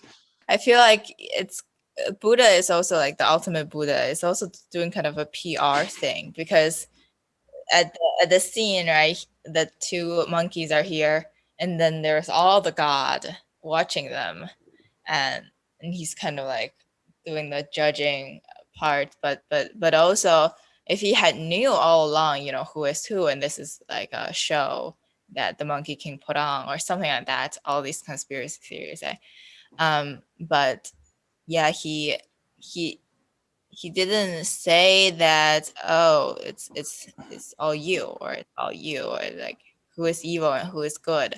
He didn't really say that, kind of. So I thought it was interesting. Yeah, I, like Mason, who was on earlier, I've been a teacher, and I remember sometimes your strategy is, if your pupils are misbehaving and they're digging a hole from themselves, you let them dig the hole just a little bit further, so that when you come in and sort it out, it makes you look better. So it makes a lot of sense strategically. Yeah, and you kind of let them do the killing themselves, not you kill the fake monkey. You let the real monkey kill the fake monkey. Mm-hmm. Yeah, delegation of tasks. Did you guys really want to say anything about any of the other stories? The Water Margin chapter, the Pusongling story, Weaver Shi's story. Is there anything the time ran out and you didn't get to ask or say? I have one thing. I kind of noticed this. I think it jumped out at me most in the Weaver Shi story, where the two guys become sworn brothers. And because in my podcast, I've mostly looked at modern Chinese literature, and the other classic literature I had read was Hong Lo Meng. I don't remember any sworn brothers in that. It's mostly a guy and his Well, you will see a lot of sworn Water brothers margin. in Sanbo Yi, It's like, the romance of Three Kingdoms. No, I remember because I listened Yeah, to the well, first few right, episodes yeah. of John's Sanghua podcast, and yes, now that you mention it, lots of sworn brothers bring themselves in. But this is a new concept to me. I never encountered that living in China, because obviously I was living in modern China, not the Ming Dynasty or whatever. So I don't really know much about this concept. I guess it popped up when I read the first the English translation, the first book in the translation of Condor Heroes, Jin Yong's wuxia story. That had some quite important swearings of brotherhood. But I don't know if there's much. I wouldn't know what to say about it because I don't know much about it. But so it appeared in that story, and then in all the other three stories we've got, there's a lot of bros going on adventures together, which again, I guess that's not just a Chinese thing. That's in a lot of stories. Is there anything we can say about it though? Can we analyze it much? I feel like Chinese people, like even today, there are like sworn brothers. But if you go to like a feast or dinner with Chinese people, when they get drunk, they probably call you brothers or like we are brothers and stuff. Because like it's not like in English you call your siblings brothers and you call other relatives you call them cousins. Because in Chinese you just call brothers. Like if they're just a guy, you call them like you're in the same generation, you call them brothers. But I guess sworn brothers is more serious. You just try. You can sacrifice for their lives. Lord of the Rings was a Chinese tale. Yeah. Like Frodo's whole entourage would be sworn brothers. Like that similar type of relationship, just by a different name, maybe. Right, ride together, die together. Yeah, exactly. Right. There's always like a rite of like becoming brothers. You have some like bloodshed usually, like you kind of cut your hand a little bit or something like that, and then you guys mix your blood together, symbolizing that you're actually like becoming like blood brothers. Yeah, real like brother. Yeah. So this is very funny. It's a very like manly thing to do in a sense, masculine thing. Yeah, you don't see women blood sisters. No, that would be weird. Women are actually smart and yeah, they're not so eager to die and get killed. Yeah. But the sense of like a guanxi in a very shallow way. Like you always need some people to help you out when in time of emergency, to send you masks when there is like a COVID happening. I guess your brothers would be the ones who send you masks. Yeah, I can't speak for all Western people, but like I have a group of friends who were friends with me from high school. I did have a group of friends who I knew from like nursery, so kindergarten, but they kind of ostracized me sadly about halfway through high school. But it means the friends I have now, and they're all guys, although we all have girlfriends now, so that we have there are maybe some women in our circle now, but it's really a boys club. And we probably all in our heads have a similar idea that we're brothers, especially during lockdown. We've done Zoom calls together. Have we saved each other's lives? Probably not, but I think a lot of us would do something similar for each other. But maybe this is a British thing. We would never say it. We're too repressed. Yeah. Maybe it's a guy's Maybe thing. if we were extroverted Americans, we might be more outspoken. Like we might call each other bro or pal, but it doesn't really mean like brother. But I think inside there is something similar. We just don't say it. For better or for worse. Yes, if there is alcohol involved, it would be. Well, it's the thing. Yeah. And the brother is in China always have like Right. baijiu, right, or some kind of alcohol. Well, Terrible. yeah, I That's mean, funny, on yeah. our Zoom calls, we did the first ones we did. We would drink together because it's how we used to socialize, but it didn't feel good. So now we have mostly sober Zoom calls. But yeah, it's very true. I think so. My girlfriend, she's from the enemy nation. I'm Scottish. She's English, but she's not really been exposed to much Chinese or East Asian stuff. But she does listen to a K-pop group, Blackpink, and I think she explained to me one time, oh yeah, they call each other sister or big sister, little sister, auntie. And I was like, yeah, it sounds familiar, because living in China, I had to learn Gogo, Didi, Jia Jia, Mei Mei. And I from what I was told, in Korea, they go for that stuff even more, like using the correct family address. But I have no firsthand experience of that. It's like, as an outsider to it, on one hand, I'm like, oh yeah, I wish I had something I could do like that with my friends. On the other hand, it's like, it feels like I'd be going all in too much, calling, someone you don't really know auntie or uncle. I can relate, but I also can't. I don't know. Yeah, I guess in a sense, like when nowadays people call xi, like xi da da, right? And then previously, like when it was Hu Jintao as the prime minister, the president, we call him like Hu Ye Ye or something. We always give like these people kind of a relative's name, like Ma Yun, Jack Ma as well. Like we call him Baba in China.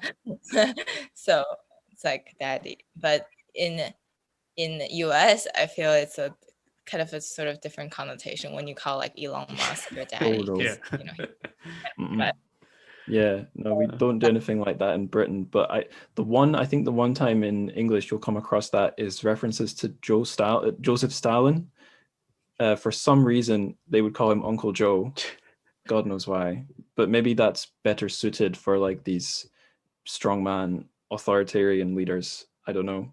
Like, does anyone in Taiwan call, I've forgotten her name, but do you think in Taiwan they call her mama or auntie? Yeah, Tsai Ing-wen. I don't know. I don't know. Yeah. Maybe not. We have the leader of Scotland, our First Minister, Nicola Sturgeon.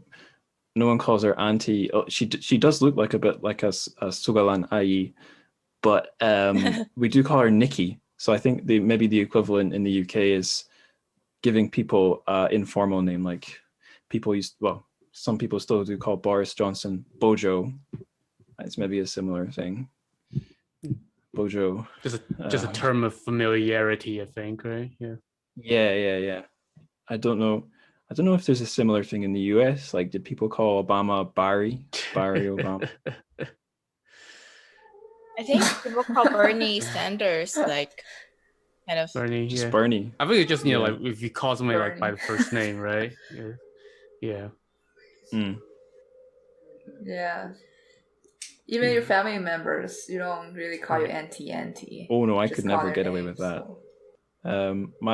I have an auntie Yeah. called Anne, so she's Annie. And I have an uncle. Actually, her big brother he's called Ian, Uncle Ian, or just Unclean. Yeah, maybe like wait. So you call you auntie? Yeah. I think Yeah. at least in Scotland and the UK, it would. Maybe it depends on the family, but in my experience, you could call them. It's some more like Chinese. Uncle Ian, Auntie Anne, Yeah. Uncle Dan. Yeah. But you do use their name. Like for my grandparents, I would just call them grandpa, granddad, granny. But my uncles and aunties, it would the title then the name. So I guess I hadn't thought about that much before. I guess the single child generation would change it all. I mean, I'm a single child. Me too. So, and I don't have brothers and sisters. Me too. When my kid grow up, they wouldn't have like many auntie, ayi, Right. because I don't have Yeah. sisters. My mum actually, I think past generations in the UK had a thing where your friends of your mother often would be your aunties. And as a kid, this was never really explained to me. So I thought I had a really huge family. I thought I had aunties in loads of different parts of the country, and then realized most of them were just my mom's friends. But I think that's fading. That seems like an older generation thing. Is that also the sense, like, you know, you have blood sworn brothers because all these, like, your mother's friends or these aunties will come help you in case, you know, your mother is traveling on a business? Yeah, I was going to say that. It's probably like a swan sister There to thing. do things for your mom. Yeah, my mom, she divorced when I was 8, and all those aunties, I think, came into effect and helped her out for a few years. And then when she remarried, she had a lot of bridesmaids because it was all the aunties. So yeah, I think you're right. Women, like helping women, like emotional support mostly. Yeah, makes me jealous. Yeah. I think I'm running out of things to say about the stories, and it's getting close to 11 p.m. here. So I guess I should let you guys go. Yeah, thank you again. Thank you so much for Thank organizing you. this. Yeah, it was great. Yeah, thank you. It's fun. I'm glad it went well. All right, and that brings us to the end of the show. Well, I've already said it was a fun chat, and I'll say it again. Thank you for the amazing chat to all of my guests, and I hope that you, the listeners, are able to check out their various podcasts. Links to all of those will be in the show notes, of course. All that remains now is for me to do the plugs at the end. So first up, I'll plug my Patreon, the show's Patreon, because there are some quite interesting rumblings there just now. So I am planning to do a Taiwan season, several episodes on translated fiction from Taiwan, and I've announced or listed what those works are going to be, or very likely going to be, on a bonus episode on the Patreon feed. And I've done a 1 hour Patreon episode giving my preliminary thoughts on one of those books. It's The Membranes by TrChFic. So that's it's a very interesting case. It was written in 1995. It's been published in translation now, and it's, without exaggerating or kind of trying to twist things to hit interesting marketing keywords, it is queer sci-fi. Queer eco-dystopian existential sci-fi. And I'm not, like I said, I'm not twisting the book to hit those keywords. That is a good description of the book. So it's as interesting as it sounds. So yes, just to restate, if you'd like to help support the show, you can sign up for the Patreon. It's $1 a month minimum. There's also Buy Me a Coffee and other places if you want to give a one-off contribution. Links for all those are in the support link in the show notes. Social media. So if you'd like to follow the show, get updates, insights, and or reach out and share your thoughts and stuff, there's 3 really good places to do that. There's Instagram. The podcast's official Instagram account is at TrChFic, TrChFic. The show's Twitter is just my own Twitter, at Angus Likes Words. I mostly tweet about Chinese fiction, sometimes other things. And if you'd like to talk to other listeners as well as myself, the show has a Discord. There's an invite link to the Discord server in the show notes.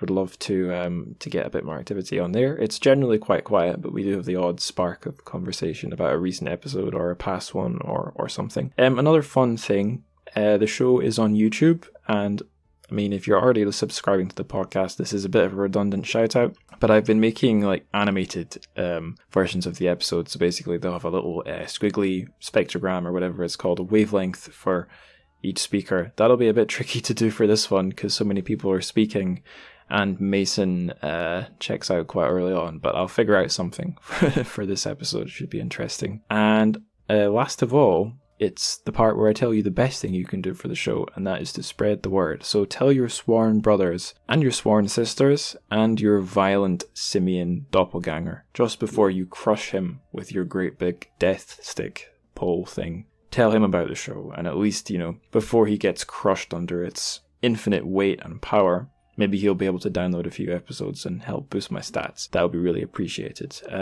So until the next Megacrossover, when we talk about modern lit with some modernists, 再见.